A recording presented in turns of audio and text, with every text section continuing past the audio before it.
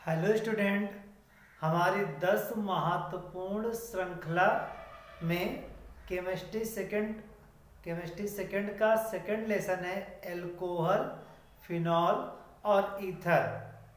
Alcohol और ether जल के डाई एल्किल डेरिवेटिव होते हैं। तो जल का मोनो एल्किल डेरिवेटिव एल्कोहल कहलाता है और डाई एल्किल डेरिवेटिव ईथर कहलाता है। और हमारा अगर हम जल का कहें, जल का बेंजीन डेरिवेटिव मतलब होता है जल के 2H में एक H क्या हो, बेंजीन द्वारा प्रतिस्थापित हो जाए तो उसे क्या बन जाता है, फिनॉल बन जाता है। चलिए यार देखते हैं हम अपने प्रश्नों को देखते हैं। तो हमारा पहला प्रश्न है, ल्यूकोस परीक्षण द्वारा किन यौगिकों की पहचान की जाती है। तो पहले ल्यूकोस रीजेंट क्या देखा होता है, तो जो हमारा कंसंट्रेट HCl प्लस और हमारा जो एनहाइड्रस जिंक क्लोराइड यानी निर्जल जिंक क्लोराइड का मिश्रण ल्यूकोस अभिकर्मक कहलाता है। तो ऑप्शन है एल्कोहल, ईथर, एमीन, अम्ल।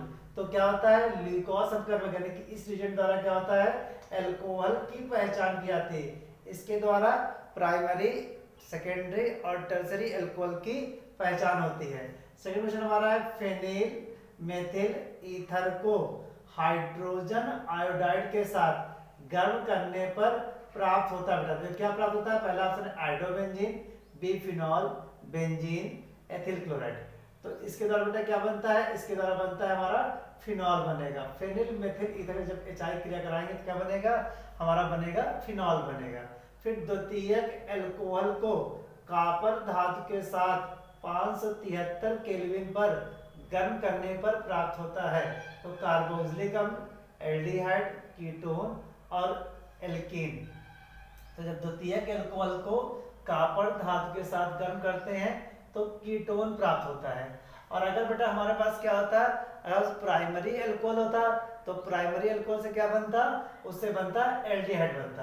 फिर दे रखा है RCH2OH को RCHO में परिवर्तन करने में उपयुक्त प्रतिकारक है PCC, KMnO4, K2Cr27, CrO3।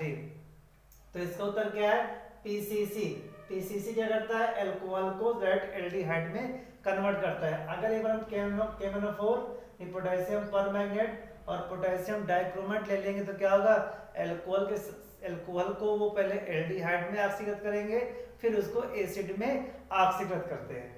फिर हमारा देखिए अगला है, फिनॉल का 0.2% विलयन निम्न रूप में कार्य करता है। तो पहला है पीड़ाहारी, पूर्तिरोधी, प्रतिजैविक, प्रतिविषाणु। तो क्या होता है, फिनॉल जो है पूर्तिरोधी और विष संक्रामक दोनों की तरह कार्य करता है। तो कम मात्रा में 0.2%, तो क्या होता है, ये केवल कार्य करेगा पूर्तिरोधी के रूप में। फिर कह रहा है कौन सा उत्पाद, देखिए एल्कोहल है के निर्जलीकरण से प्राप्त नहीं होता। अगर निर्जलीकरण करे, अगर इस जल का अणु निकाल दे तो क्या देखो बनेगा, देखिए ये तो बन ही जाएगा इससे, क्योंकि यहाँ से क्या होगा, यहाँ से H ले लेगा OH, यहाँ से ये अलग कंपाउंड बन जाएगा, ऐसे ये भी बन जाएगा हमारा, ये भी फॉर्म हो जाएगा। बस बचा D ऑप्शन। तो देखिए कभी भी क्या होगा, अंदर बॉन्ड नहीं बनेगा, तो क्या होगा, इसका ऑप्शन क्या होगा, D नंबर हो जाएगा। तो फिर कह रहा है फिनॉल की NaOH तथा CO2 के साथ अभिक्रिया कराने पर प्राप्त होता है। तो देखिए CO2 के प्लस क्या बनता है, इससे बनता है बेंजोइक अम्ल, सैलिसिलिक अम्ल, सैलिसिल एल्डिहाइड, थैलिक अम्ल।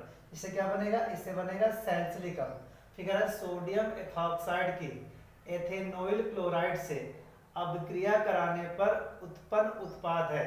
तो हम सोडियम एथॉक्साइड देख के क्या देखो बनेगा, ethyl ethanoate, diethyl ether, two butanone, ethyl chloride. इससे क्या बनेगा, इससे बनेगा एथिल एथेनोइड। इसका सूत्र क्या होगा, इसका सूत्र देख सकते हैं कैसे, देखिए ये पूरा एस्टर है तो CH3COOC2H5, ये क्या हमारे पास बेटा बन गया, यही हमारा क्या है, एथिल एथेनोइड है। फिर देखिए क्या है, तनु अम्ल की उपस्थिति में आइसोप्रोपिल बेंजीन के ऑक्सीकरण से प्राप्त होता है। तो बेटा ऑक्सीकरण से क्या मतलब है कि इस मतलब कि ऑक्सीजन से क्रिया कराएंगे तो क्या बनेगा, देखिए तो क्या है कि पहले आना कि आइसोप्रोपिल बेंजीन को कहते हैं, क्या कहते हैं इसे कहता है क्यूमीन, इसे कहते हैं क्यूमीन कहते हैं।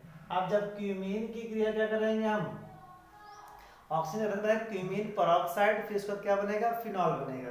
देखिए फिनॉल ऑप्शन में है, तो ये बेंजोइक एसिड, बेंजल्डिहाइड, ठीक है, C6H5COCH3, फिर फिनॉल। इसे देखो बेटा करेगा C6H5 जो कहते हैं फिनॉल, इससे क्या बनेगा, फिनॉल बनेगा।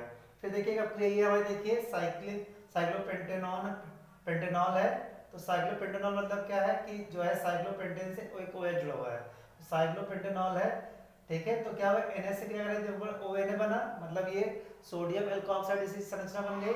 फिर CH3 ऐसे करा तो क्या बन रहा है, ईथर बन रहा है। तो जब कहीं ऐसी प्रक्रिया होती है, इस प्रक्रिया को देखा ऑप्शन में क्या है, विलियमसन संश्लेषण, डार्जन अपक्रिया, वुड्स अपक्रिया, विलियमसन एल्कोहल संश्लेषण।